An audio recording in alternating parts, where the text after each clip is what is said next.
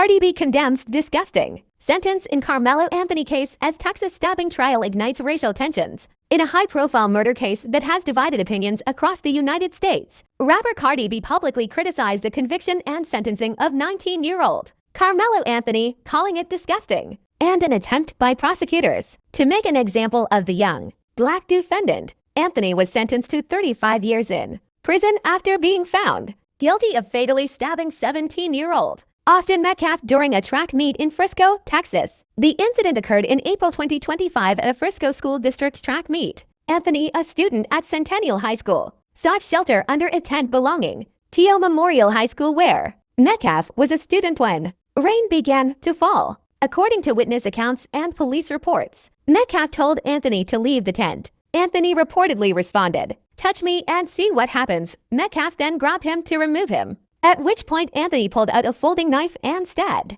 Metcalf once in the chest. Metcalf died shortly afterward. Anthony immediately admitted to police that he had stabbed Metcalf, stating he was acting in self-defense and inquiring whether the victim would be okay. His legal team argued self-defense against a larger individual who had physically confronted him, while prosecutors contended that Anthony had escalated a minor verbal dispute into legal violence, a case that became a racial flashpoint. The trial and verdict quickly transcended the courtroom, becoming a heated topic in online discussions about race, self-defense, and the justice system. Supporters of both young men clashed outside the Collin County Courthouse, with signs repurposing slogans like, "Austin, say his name," despite claims from the prosecution and Metcalf's family that race was not a factor. The case fueled debates over whether outcomes would differ if the races were reversed. Prominent voices weighed in from across the political spectrum. Cardi B tweeted, "Wow, just freaking wow. Disgusting. This is not justice. This is trying to make an example." Civil rights activist Dominique Alexander argued the verdict